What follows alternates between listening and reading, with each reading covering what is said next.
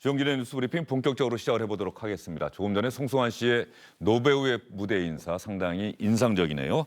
버티고 견디겠다. 이게 지금 코로나19 상황에 처한 우리 모두에게 해당되는 이야기가 아닐까 싶습니다. 이상일 전 국회의원, 이정미 전 정의당 대표와 함께하도록 하겠습니다. 어서 오십시오. 네, 안녕하세요. 송승환 씨 기억하시죠? 네. 예, 70년대 드라마 여로인가요? 혹시 기억하십니까? 예, 여로는 기억이 나는데 너무 어릴 때여가지고 장면이 저도 어릴 때긴 합니다만 그 여로에서 고등학생 역할로 나오지 않았던가 싶은데 벌써 그렇습니까? 네. 평창 동계올림픽 개폐막식의 총감독, 난타의 제작자 이렇게 한 분야를 뛰어넘어서 하나의 일가를 이뤘는데 다시 또 무대로 돌아왔고 시력 이상으로 제대로 앞이 보이질 않는 모양입니다. 네, 그런 모양입니다. 그러나 이건 미천한 배우지만 열심히 무대에서 일을 하겠다. 그러니까 우리 앵커 말씀하신 대로 어떤 어려운 상황에도 꿋꿋하게 자기의 역할을 다 하겠다는 그런 의지 아주 참 감동적입니다. 네, 송승환 씨가 전한 이 시대를 살아남는 견디고 버티는 그 메시지 다시 한번 기억하면서 정치권 소식 여러분께 전해드리도록 하겠습니다. 문재인 대통령이 오늘 오전에 특별 지시사항을 청와대 기자들 앞에서 공개를 했습니다. 코로나19와 관련한 지시사항이었는데 이런 내용은 보통 청와대 대변인이 기자들에게 전달을 하는데 오늘은 국민소통수석이 직접 했습니다. 대변인의 상급자죠. 왜 그런 일이 있었는지는 잠시 뒤에 여러분께 전해드리도록 하고요. 정만호 국민소통수석의 문재인 대통령 특별 지시사항 여러분과 함께 들어보도록 하겠습니다.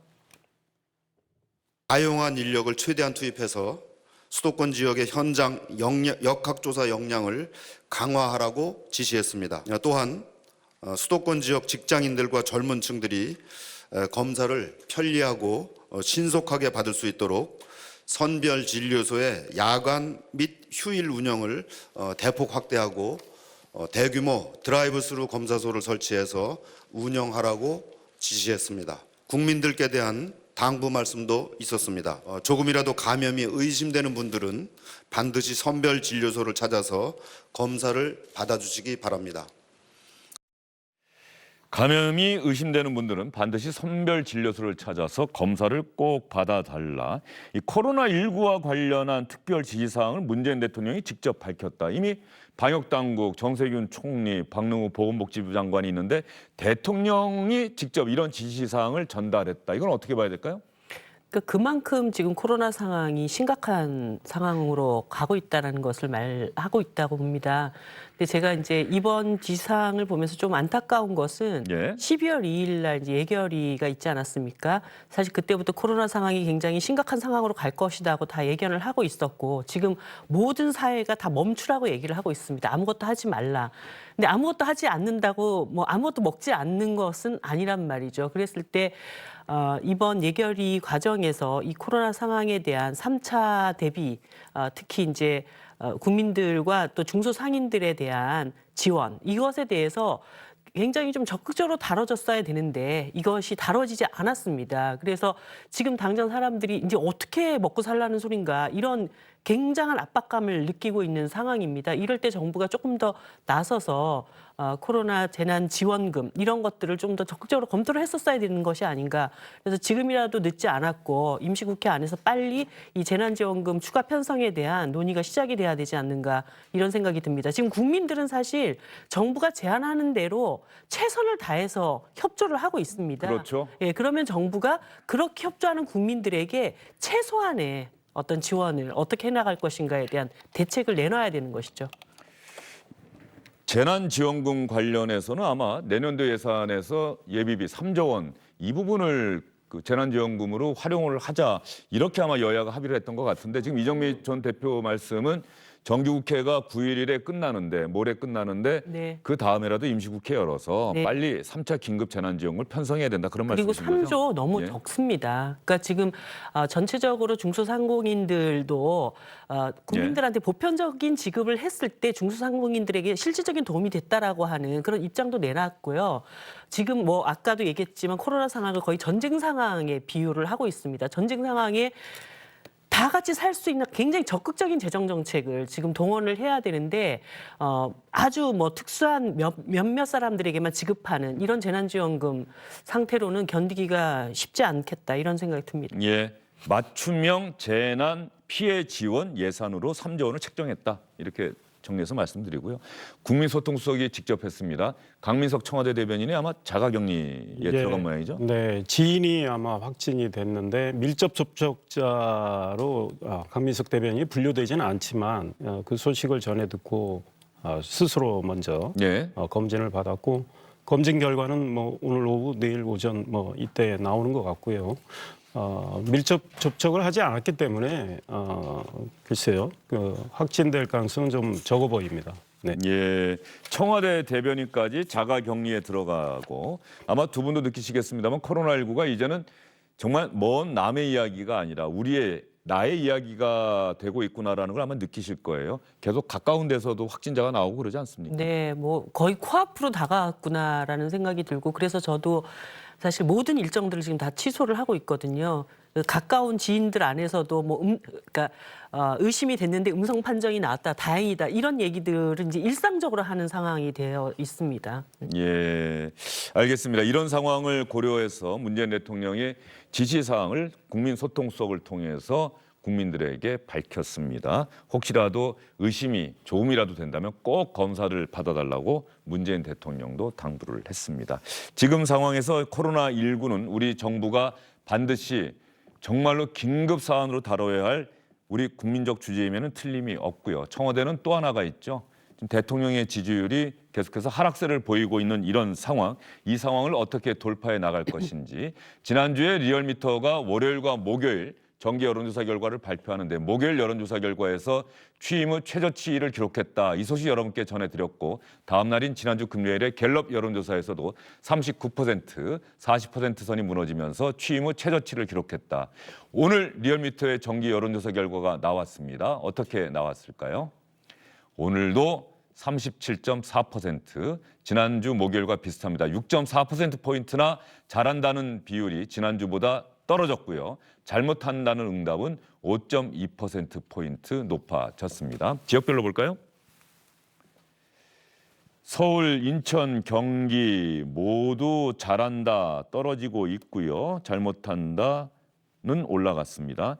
이 충청권 같은 경우 잘못한다는 응답이 13.3%나 포인트나 올라갔고요. 또 하나 저 밑에 제주 위에 볼까요?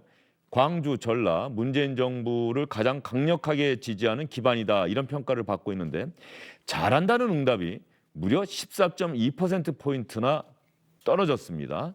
잘못한다는 응답은 9.8%포인트 올랐고요. 이 결과와 관련해서 보면은 지난주 금요일에 갤럽의 여론조사 결과는 조금 의아하다. 왜냐하면 호남에서는 올라갔다는 그 여론조사 결과가 갤럽 조사에서는 나왔었는데 지금 리얼미터 조사에서는 호남권 문재인 정부의 가장 강력한 지지 기반에서도 지금 지지율이 빠지고 있다. 네. 이런 추세가 나타나고 있어요. 네, 그렇습니다. 앞으로 여론조사 결과를 더 봐야 우리가 어떤 확신을 가질 수 있겠는데 일단은 문재인 정부에 대한 상당한 이제 위기 신호다 이런 생각을 하고 있고 여러 가지 요인이 겹쳤다고 생각합니다. 지금 가장 국민의 관심사하고 현안인 윤석열 검찰총장과 관련된 문제, 그다음에 부동산 대책이 24번 대책을 내놨는데 계속 실패했다는 평가를 받고 있고 결국은 김현미 장관을 이제 경질을 하고 후임을 지명을 한 상황인데 이 부동산 대책과 관련해서 국민들의 실망감이 굉장히 크다 이런 생각이 들고 그와 더불어서 우리 민생에 대한 정부의 역할이 과연 제대로 되고 있느냐 아마 이런 생각들이 지금 전국적으로 퍼지고 있고 그게 호남 지역에서도 지금 확산이 되고 있는 거 아닌가 이런 생각이 들고요.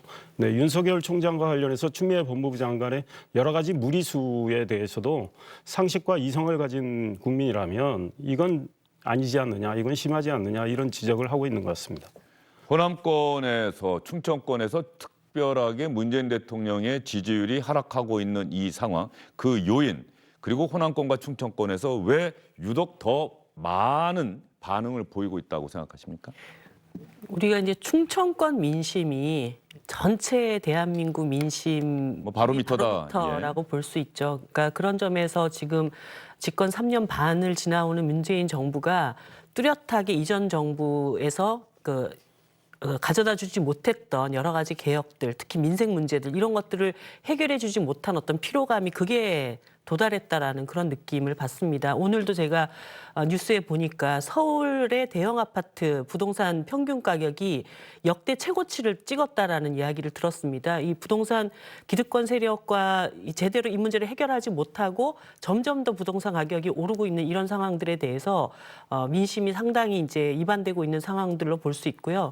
그리고 뭐 호남층에서는 그런 것 같습니다. 그러니까 이 정부에서 어떤 정치력을 제대로 발휘하지 못하고 상황을 계속 악화시키는 어떤 방향으로 가고 있는 것에 대한 실망감 이런 것이 분명히 여론에 반영되지 않았는가. 예를 들어 중도층은 그런 것에 대해서 이젠 더 이상 너무 피곤하다 이렇게 등을 돌린다면 또 한편에서는 제가 볼 때는 굉장히 핵심적인 지지층들 안에서 이것도 아니고 저것도 아닌 뭔가 이렇게 어정쩡한 상태로 이 상황이 굉장히 오래 가고 있는 것에 대한 어떤 답답함 이런 것들도 이제 그 지지율 하락에 일정하게 영향을 미치고 있다라는 그런 느낌을 받았습니다. 예. 자, 호남권에서도 문재인 대통령의 지지율이 빠지고 있다. 이 소식을 여러분께 전해드렸는데요. 오늘 민주당의 광주 출신 의원들, 광주를 지역구로 둔 민주당 의원들이 긴급 성명을 발표를 했습니다. 문재인 대통령의 지지율이 하락하고 있는데 이 상황에 대한 우리의 진단은 이렇고 이걸 돌파하기 위해서는 문재인 정부와 민주당이 이렇게 해나가야 된다라고 이야기를 했는데 여러분 같이 들어보실까요? 검찰을 사유화한 윤석열 사단은 온갖 수단을 동원해 국가를 흔들고 있습니다. 국민들의 분노가 폭발했습니다. 광주의 민심이 들끓고 있습니다. 더불어민주당은 왜 검찰 개혁을 주저하느냐? 대통령이 항명하는 것을 왜 지켜만 보느냐? 촛불 시민과 광주 시민의 질타이자 요구입니다. 민주적 통제를 벗어난 검찰의 폭주를 더 이상 두고 볼 수 없습니다. 윤 총장은 이번 사태의 책임을 통감하고 스스로 물러나야 합니다. 검찰 개혁 최후 걸림돌로 역사에 기록되지 않기를 바랍니다. 광주를 지역구로 둔 민주당 의원들의 진단은 문재인 정부가 개혁입법, 검찰개혁, 공수처 설치 이거 제대로 못하기 때문에 지지율이 빠지고 있는 거다. 윤석열 총장은 지금이라도 물러나라. 이게 우리가 생각하는 현 정국에 대한 진단이다. 동의하십니까? 민주당에서 일각이 저렇게 분석을 하죠. 그러니까 더 핵심적인 지지층들의 요구에 걸맞게 과감하게 180석 줬으니까 그걸로 그냥 다 밀어붙여야 된다. 그거를 안 하고 자꾸 이렇게 한 발 두 발 뒤로 물러서 가지고 이 상태까지 왔다. 이런 분석을 하고 있고 또 핵심 지지층 안에 그런 부분들이 분명히 요동치고 있는 것은 사실인 것 같습니다. 하지만 지지율이라고 하는 것이 그 하나의 요소만 가지고 저렇게 내려앉을 수는 없는 것이거든요. 이것을 지켜보고 있는 또 많은 중도층들의 입장에서는 왜 저렇게 또 무리수를 두나 분명히 이런 측면들도 있는 것입니다. 그렇기 때문에 어떻게 보면 이렇게 정치력을 발휘하지 않고 온 총체적인 어떤 난국이지 저것을 한 가지 그래서 제대로 개혁의 칼을 이 정부가 휘둘러서 윤석열을 내치면 지지율이 다시 회복될 것인가 저는 그렇게는 보지는 않습니다. 지금 정치권이 상당히 긴박하게 돌아가고 있어요. 오늘 여러분께는 자세히는 전해드리지 않습니다만 국회의장 중재로 여야 원내대표가 회동을 했는데 공수처 설치 법안, 공수처장 추천위원 야당에서 거부권, 일종의 거부권이죠. 행사하는 걸 막기 위해서 뭐 이걸 추천위원 구성을 어떻게 한다, 또 야당이 거부할 경우에는 어떻게 한다. 이런 것들을 이제 새롭게 개정안에 포함시키겠다는 그 내용. 지금 안건조정위원회로 넘겼다는 거예요. 국민의힘이. 그런데 여당에서 크게 당황하지 않더라고요. 전체회의에서 의결하면 그만이다. 또 이렇게 얘기를 하고 있던데.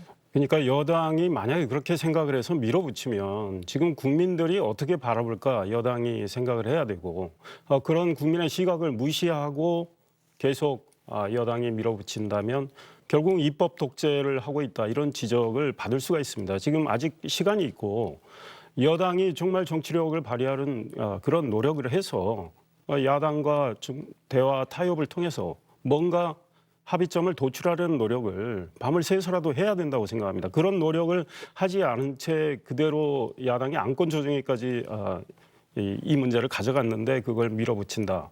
그러면 국민들은 여당은 계속 자기들이 원하는 것, 자기들의 입맛에 맞게 법도 마음대로 바꾸려고 하는구나 이런 지적을 할 수밖에 없고, 민주당의 광주 지역 의원들의 저 진단은 저는 굉장히 잘못됐다고 생각합니다. 저런 진단을 함으로 인해서 윤석열의 모든 책임을 떠넘기고 윤석열의 잘못 때문에 이 국면이 초래됐다 이렇게 생각하는 저 판단은 상식과 이성을 가진 우리 국민들의 생각을 제대로 읽지를 못하고 있다. 저런 식으로 가면 오히려 국민들은 더 이탈을 하게 된다. 특히 중도층이나 무당파층에서 지금 윤석열 총장에 대한 이 정권의 찍어내기 그 시도에 대해서 굉장히 비판적이지 않습니까? 그다음에 심지어 친정부 성향의 시민단체 참여연대 경실련도 윤석열 찍어내기에 대해서 비판을 하고 있는 상황에서 정반대되는 지금 여당 의원들의 행보가 과연 민심에 어떻게 먹힐까 여당 의원들이 생각해 보시는 게 좋겠다 이런 생각입니다.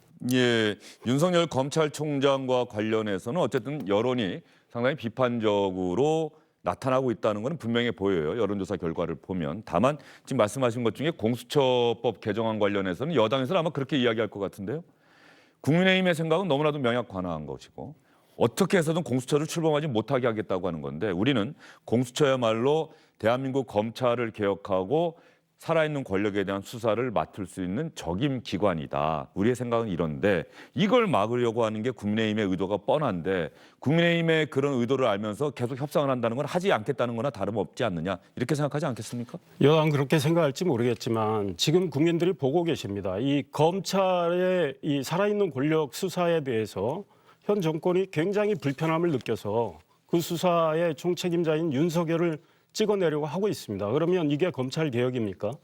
검찰을 장악하는 거 아니겠습니까? 그리고 이미 조미연 판사가 그 결정문에도 자세히 이 문제를 지적을 했어요.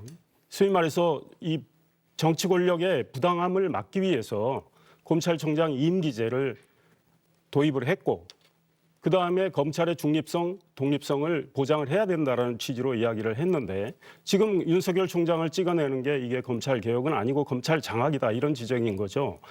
검찰을 이렇게 하는 여당이 공수처를 만들어서 어떻게 할지는 명약관화해 보입니다. 공수처는 또 하나의 권력의 도구로 만들어서 자기들 마음대로 좌지우지하겠다는 이 의도가 야당은 읽고 있기 때문에 지금 야당은 헌법재판소에 헌법 소원까지 가져가 있고, 헌법재판소가 판단을 아직도 안 해주는 것도 문제라고 생각하는데, 공수처장을 정말 중립적인 사람으로 야당과 협의를 해서 여당이 후보를 추천할 수 있도록 노력을 하면 된다고 저는 생각합니다. 예, 알겠습니다. 이정미 대표님께 질문을 드리려고 했는데 그 사이에 문재인 대통령이 오늘 수석 보좌관 회의를 주재를 했어요. 문재인 대통령이 수석 보좌관 회의를 주재하면서 윤석열 검찰총장 징계를 둘러싼 혼란스러운 상황, 이런 부분에 대해서 국민에게 사과를 했다고 합니다. 죄송합니다. 그러면서 이 공수처 설치를 비롯한 개혁 입법, 권력기관의 개혁, 이건 반드시 해내겠습니다라고 다시 한번 다짐을 했는데, 문재인 대통령의 이야기를 들어보도록 하겠습니다. 방역과 민생에 너나 없이 마음을 모아야 할 때에 혼란스러운 정국이 국민들께 걱정을 끼치고 있어 대통령으로서 매우 죄송한 마음입니다. 한편으로 지금의 혼란이 오래가지 않고 민주주의와 개혁을 위한 마지막 진통이 되기를 간절히 바라고 있습니다. 민주적 절차와 과정을 통해 문제가 해결되어 나간다면 우리의 민주주의는 보다 굳건해질 것입니다. 모든 권력은 국민으로부터 나온다는 헌법 정신에 입각하여 우리 정부는 많은 우여곡절을 겪으면서도 권력기관 개혁에 흔들림 없이 매진하였습니다. 우리 정부는 어떤 어려움을 무릅쓰더라도 그 과제를 다음 정부로 미루지 않고자 하였습니다. 이제 그 노력에 결실을 맺는 마지막 단계에 이르렀습니다. 국정원, 검찰, 경찰 등 권력기관들의 권한을 분산하고 국민의 기관으로 거듭날 수 있도록 개혁 입법이 반드시 통과되고 공수처가 출범하게 되길 희망합니다. 문재인 대통령이 윤석열 검찰총장 징계 문제, 직무에서 배제하면서부터 그야말로 전국이 요동치지 않았습니까? 그때부터 문재인 대통령은 왜 한마디도 하지 않고 있느냐, 야당에서는 문재인 대통령의 입장 표명을 강력하게 요구해 왔죠. 청와대에서는 얼마 전에 이렇게 설명하지 않았습니까? 대통령이 한마디 한다면 그게 가이드라인이 될 것이다.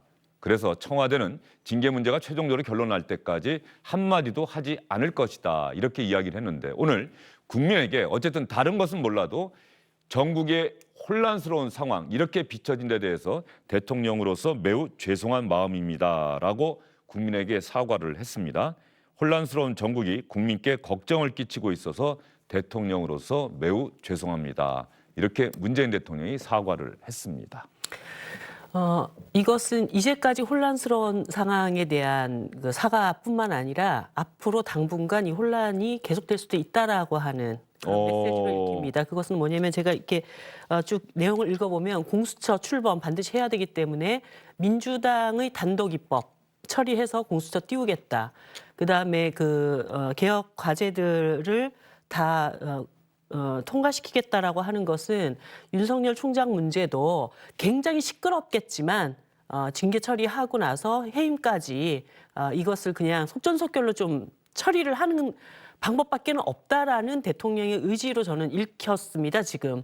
다시 한번 지금 해임으로 갈 것이다라고 하는 생각을 하시는 거예요? 네, 해임하고 단독 입법으로 공수처 설치하고 이것을 이제 더 이상 질질 끌지 않고 강력한 의지로 앞으로 조금 더 혼란스럽다 하더라도 이것은 처리하고 넘어가야 되겠다라는 의지로 저는 지금 받아들여졌습니다. 예, 이상일 전 의원은 어떻게 들으셨습니까? 네, 저도 비슷합니다. 대통령이 지금 혼란을 초래한 데 대해서 죄송하다. 이거 사실은 그 얼마나 진심의 무게가 실려 있는지는 잘 모르겠습니다. 방점은 결국은 개혁 입법으로 포장된 공수처법, 국정원법, 경찰청법을 통과시키겠다는 건데 셰익스피어의 베니스의 상인에 네.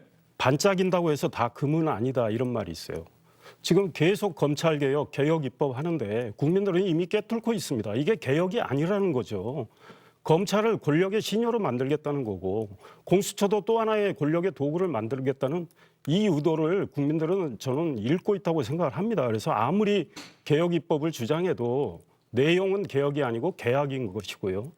대통령은 이런 민심을 아직도 파악을 못하고 계신다 이런 생각하고 있습니다.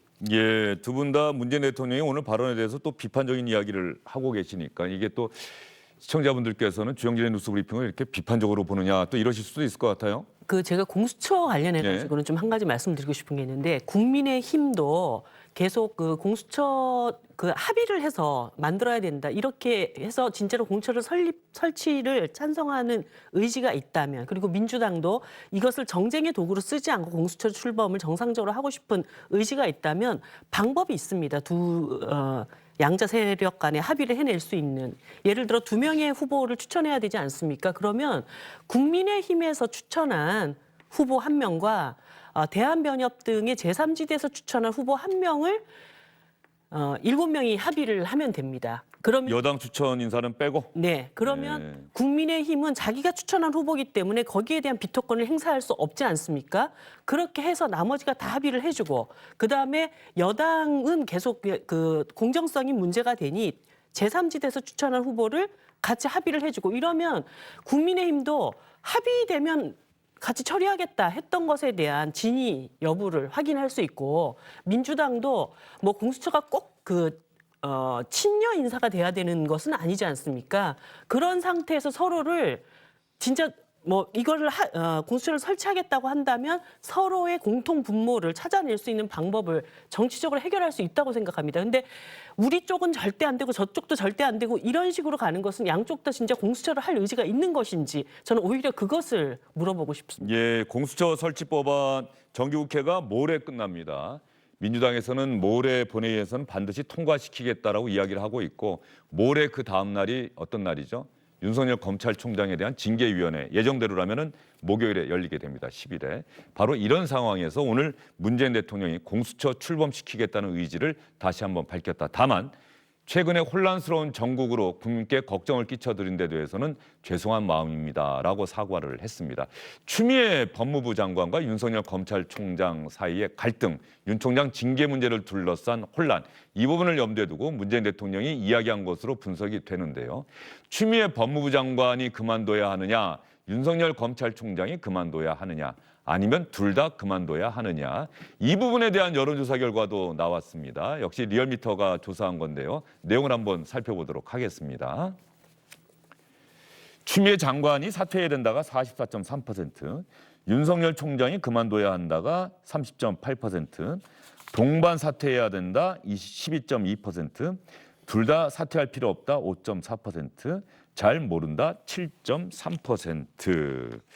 자, 여론은 추미애 장관 사퇴 쪽에 더 무게를 두고 있다, 그렇게 나타나고 있어요. 그렇습니다. 여러 가지 여론이 다 똑같이 나타나고 있습니다. 이 사건과 관련해서 어느 쪽에 문제가 있느냐, 결국 추미애 장관 쪽에 문제가 있다는 여론이 계속 많이 나오고 있어요.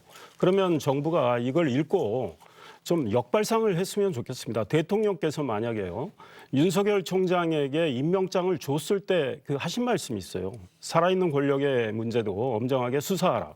이번의 경우에 추미애 장관을 대통령이 먼저 경질하고 윤석열 총장을 재신임하면서 임명장을 줬을 때 그 말씀을 하신다면 국민들은 아마 대통령한테 엄청난 박수를 보낼 거예요. 근데 대통령은 숨어서 사실 추미애 장관 내세워서 윤석열 총장 찍어내기 했던 거고, 이제 사실상 전면에 나선 셈이고, 오늘 나온 대통령 말씀도 결국은 윤석열 해임 또는 면직으로 이렇게 가겠다는 이 의중을 드러낸 것이기 때문에 지금 국민들의 생각과 반대되는 지금 행동을 하고 있어서 역시 민심을 못 읽는다, 이런 지적을 받을 수밖에 없다고 봅니다. 예, 추미애 장관이 사퇴해야 된다는 여론이 윤석열 총장이 그만둬야 한다는 여론보다 조금 더 높게 나왔다는 리얼미터의 여론조사 결과. 여론조사 보도해드릴 때마다 늘 제가 다 말씀드리기가 좀 힘들긴 합니다만 꼭 중앙선거 여론조사 심의위원회 홈페이지, 리얼미터 홈페이지 꼭 참고하시기 바랍니다. 뭐 표본 오차, 또 신뢰도 이런 부분들도 거기에 다 표기가 돼 있으니까요. 여러분께서 참고하실 때 꼭 봐주시도록 말씀을 드리도록 하겠습니다. 이런 상황에서 윤석열 검찰총장이 헌법재판소에 헌법소원을 내지 않았습니까? 네. 검사징계법의 징계위원회 구성과 관련해서 법무부 장관이 거의 일방적으로 모든 징계위원을 일방적으로 다 선정할 수 있게 돼 있기 때문에 이것 자체가 공정하지 못하다. 그래서 헌법에 위반된다. 그래서 헌법재판소에 헌법소원을 내면서 징계위원회도 결론이 날 때까지는 열지 않도록 해달라, 이렇게 신청을 했는데 과연 헌법재판소가 어떻게 결론을 내리게 될지는 모르겠습니다. 그런데 시청자 여러분, 현재 검사징계법은 어떻게 되어 있는지, 징계위원회 구성과 관련해서 현재 검사징계법은 어떻게 되어 있는지, 그리고 또 하나 있습니다. 지난 9월에 정기국회가 시작되고 나서 얼마 되지 않아서 검사징계법 개정안이 하나 국회 본회의를 통과했습니다. 여당 의원 김종민 의원이 주도를 해서 통과된 내용이 있어서 다음 달부터 시행이 됩니다. 이 내용을 보면 말이죠. 현행법은 위원장인 법무장관이 지명하거나 위촉한 인사 포함해서 7명으로 그렇게 돼 있어요. 위원장은 장관이고. 잠시만요. 조금 전 거 다시 한번 보여주시면 좋겠습니다. 그런데 제가 조금 전에 말씀드렸던 김종민 의원, 민주당 김종민 의원의 개정법 다음 달부터 시행이 되는데 징계위원회를 7명에서 9명으로 확대를 하고 민간 인사가 과반수가 되게 하겠다, 이런 내용이 담겨 있고요. 오늘 이 내용은 이제 오늘 김기현 국민의힘 의원이 김종민 의원이 주도를 해서 통과된 이 검사징계법 개정안도 부족하다. 내가 오늘 또 새로운 개정안을 발의하겠다. 그래서 대법원이나 감사원에서 추천받은 외부 인사로 징계위원회 3분의 2 이상을 구성하도록 하겠다. 위원장은 장관이 아니라 법무장관이 아니라 외부 인사가 되도록 하겠다. 이렇게 김기현 의원이 밝힌 겁니다. 자, 그러면 현재 검사징계법 그 규정을 한번 볼게요. 지금의 검사징계법 규정을 한번 보도록 하겠습니다. 어떻게 되느냐 하면은 위원장 포함한 7명으로 구성되는데 위원장은 법무부 장관, 그리고 법무부 차관, 장관이 지명하는 검사 2명. 자, 4명이 법무부와 검찰에서 되는 거죠. 그리고 장관이 지명하는 변호사, 그리고 법학 교수, 학식과 경험이 풍부한 사람 가운데 1인, 이렇게 7명으로 되어 있습니다. 심하게 말하면 7명 다 법무부 장관이 지명할 수 있는 게 가능하다는 얘기고요. 이런 검사 징계위원회 구성, 이 규정이 헌법에 위반된다는 게 윤석열 검찰총장의 주장입니다. 그래서 다음 달 21일부터 시행되는 김종민 의원이 주도해서 개정한 다음 달부터 시행되는 이 법안을 한번 볼까요? 위원장 포함해서 9명, 7명에서 2명이 더 늘어나네요. 장관은 법무장관 변함없습니다. 법무차관, 장관이 지명하는 검사 2명, 여기까지는 똑같고요. 대한변호사협회장 추천 변호사 1인, 법학교수 2인, 학식과 경험이 풍부한 2인, 이 가운데 1명은 반드시 여성으로 한다. 이렇게 돼 있습니다. 저렇게 되면은 4명이 장관이 지명할 수 있고, 뭐 다른 데서는 5명이 돼서 얼핏 보면 5명이 공정한 외부 인사다 이렇게 볼 수 있는데, 물론 장관이 일정 부분 영향을 미칠 수는 있을 것 같아요. 지금 내년 1월 21일 지금 시행되는 저 개정된 검사징계법의 경우에 여전히 법무부 장관의 영향력이 큽니다. 그러니까 지금 민간 인사를 5인으로 하는 거죠. 전체 9인 중에 과반 이상인 5인으로 하되 그 3인에 대해서는 변협회장, 법학교수회 회장, 그다음에 법학전문협의회 이사장, 3인은 이제 중립적으로 외부에서 추천을 하는데 나머지 민간 인사 2분은 저 법무부 장관이 위촉하는 걸로 알고 있습니다. 그러니까 법무부 장관이 위촉하는 2분과 또 지명하는 검사 2명, 그다음에 법무부 차관 이렇게 들어가니까 여전히 법무부 장관의 영향력은 커지지만 저 법안을 개정했을 때 문제의식은 역시 법무부 장관이 징계를 좌지우지할 수 하는 거를 좀 이걸 막아보자. 장관의 영향력을 좀 더 배제시켜보자. 이런 문제의식을 가지고 처리를 했기 때문에 지금 불과 다음 달에 시행이 되는 저 법을 놔두고 지금 현행법으로 윤석열 총장을 과연 징계하는 게 온당하냐 이런 문제 제기가 나오고 있는 거죠. 그러면 이 검사징계법 징계위원회 구성과 관련한 그 규정을 개정하는 그것을 주도한 민주당 김정민 의원이 법사위 통과 직전에 이 개정안이 지난 9월에 국회를 통과했다고 말씀드리지 않았습니까? 직접 했던 이야기 여러분 한번 들어봐 주시기 바랍니다. 김종민 의원의 이야기입니다. 민주당 김종민 의원의 이야기입니다. 검사징계위원회 일반 시민의 평균적 평가를 이 징계 판단 과정에서 좀 반영을 시키자는 거였어요. 일반 시민의 평균적 판단을 대변할 수 있는 그런 사람 2 정도가 들어가면 전문성 전체를 해치지 않으면서도 좀 보완적인 이 엘리트 민주주의의 어떤 동종교배를 좀 약간은 제어하고 견제할 수 있는 기능을 이제 의도하고 그런 것 취지에서 이제 법안을 제안 드린 거다. 그래서 기존에 있던 전문성을 해치는 범위는 아니다. 그리고 이게 법무부 장관의 권한을 지금 있는 것보다 더 제한하고 있는 법입니다. 정치적인 악용 가능성이 더 우려된다는 것도 지금 우려보다는 실제로 시행하다 보면 오히려 법무부 장관의 그런 이 레버리지가 훨씬 줄어들게 될 거다. 이렇게 볼 수 있을 것 같아요. 이정미 대표님. 지금의 검사징계위원회가 아무도 생각을 못했을 거예요. 검찰총장을 징계하는 상황이 벌어지라고 생각을 못했기 때문에 아마도 그래서 징계위원회를 지금 현행법대로 저렇게 만들도록 규정하지 않았을까. 그런데 사상 처음으로 검찰총장을 징계해야 하다 보니 이 공정성, 이 부분이 중립성이 문제가 된 거겠죠. 네, 뭐 어떤 제도도 어떤 칼도 누구를 위해서 어떻게 쓰는가에 따라서 다 해석이 이제 달라지게 되고 민주당이 저 당시에 저 법을 개정할 때는 이런 상황이 올 거라고 전혀 뭐 예측하지 못한 상태에서 법안을 개정을 했다고 봅니다. 사실 그때 어느 누구도 저 국회에 앉아가지고 그런 상황을 대비하면서 표결하지도 않았을 것이고요.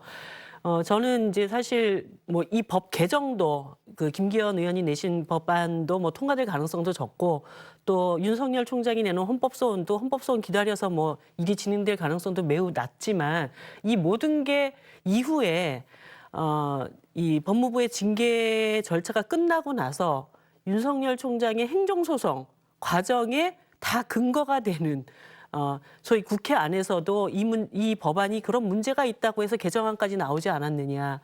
헌법소원을 제기했을 때도 이러이러한 문제에 대해서 여러 가지 고려를 하기 위해서 헌법재원을 제기했다. 이게 다 행정소송의 어떤 준비 과정이 될 거라는 그런 느낌 받습니다. 예. 자, 이런 상황에서 또 어떤 분들은 그런 생각도 할 수 있을 것 같아요. 검사징계법이 개정돼서 다음 달부터 시행되면 윤석열 총장 징계를 왜 그 이후로 안 하고 이렇게 서둘렀을까? 어쨌든 징계위원회 구성이 달라지는 건데 왜 현행대로 법무장관이 영향력을 행사할 수는 그대로 했을까? 그런 면에서 추미애 장관의 어떤 의도가 담겨 있는 것은 아니었는지 서두른 게, 또 감찰위원회도 자문을 받아야 한다는 강제 규정에서 감찰을 받을 수 있다는 임의 규정으로 바꾸고, 감찰위원회 직무배제, 징계 청구 이런 거 다 국민에게 발표할 그때만 하더라도 감찰위원들에게 제대로 알리지 않았다고 하고, 뭐 이런 부분들 갖고 사실은 논란이 있었던 거거든요. 네, 그렇습니다. 그래서 국민들은 공정성을 의심하고 있는 거고, 말씀하신 대로 감찰위원회, 법무부 감찰위원회에서도 징계 청구가 부당하다고 지적까지 했지 않습니까? 감찰위원 7명 전원이 만장일치의 뜻을 모았는데 그걸 무시하고 지금 징계를 서두르다 보니까 민주당 입장에선 저런 자가당착 상황에 빠지고 있는 거죠. 윤석열 총장이 이 검사징계법에 대해서 헌재 헌법재판소에 헌법소원도 내고 효력정지 가처분 신청을 냈는데, 저는 헌법재판소가 그 검사징계법 효력정지 가처분 신청은 정말 서두르면 10일 윤석열 총장 징계위원회 열리기 전에 저는 판단은 할 수 있다고 봅니다. 이런 중대한 문제는 헌법재판소가 판단을 해줘야 되는데, 현재 언론의 이런 취재 상황을 보면 그럴 가능성은 굉장히 낮아 보여요. 그러면 나중에 헌법재판소가 이 문제에 대해서 어떤 판단을 할지 모르겠지만 결국은 내년 1월에 새로운 검사징계법이 시행이 되고 나중에 또 헌법재판소 판단이 나와서 지금 있는 이 검사징계법은 공정성을 현저히 해칠 수 있다는 이런 지적이 나오면 그거는 사후 약방문 꼴이 되기 때문에 헌법재판소가 가처분 신청에 대해서는 좀 신속히 판단을 해주면 좋겠다, 이런 생각입니다. 예, 알겠습니다. 오늘 정치권 소식은 여기까지 전해드릴 텐데요. 새로 들어온 뉴스는 문재인 대통령이 수석 보좌관 회의를 주재하면서 한 이야기입니다. 다시 한번 여러분께 들려드릴 텐데요. 문재인 대통령이 최근에 전국의 혼란, 이런 것으로 국민께 걱정을 끼쳐드려서 죄송한 마음입니다 라면서 국민에게 사과를 했습니다. 윤석열 검찰총장의 징계 문제를 둘러싼 전국의 혼란을 염두에 두고 그렇게 이야기를 한 것으로 분석이 되고요. 그럼에도 불구하고 권력기관 개혁, 공수처 출범, 이것만은 반드시 해내겠습니다라고 거듭 의지를 밝혔습니다. 문재인 대통령의 이야기 다시 한번 여러분께 들려드리면서 정치권 소식은 여기까지 전해드리겠습니다. 두 분 수고 많으셨습니다. 방역과 민생에 너나 없이 마음을 모아야 할 때에 혼란스러운 정국이 국민들께 걱정을 끼치고 있어 대통령으로서 매우 죄송한 마음입니다. 한편으로 지금의 혼란이 오래가지 않고 민주주의와 개혁을 위한 마지막 진통이 되기를 간절히 바라고 있습니다. 민주적 절차와 과정을 통해 문제가 해결되어 나간다면 우리의 민주주의는 보다 굳건해질 것입니다. 모든 권력은 국민으로부터 나온다는 헌법 정신에 입각하여 우리 정부는 많은 우여곡절을 겪으면서도 권력기관 개혁에 흔들림 없이 매진하였습니다. 우리 정부는 어떤 어려움을 무릅쓰더라도 그 과제를 다음 정부로 미루지 않고자 하였습니다. 이제 그 노력에 결실을 맺는 마지막 단계에 이르렀습니다. 국정원, 검찰, 경찰 등 권력기관들의 권한을 분산하고 국민의 기관으로 거듭날 수 있도록 개혁 입법이 반드시 통과되고 공수처가 출범하게 되길 희망합니다.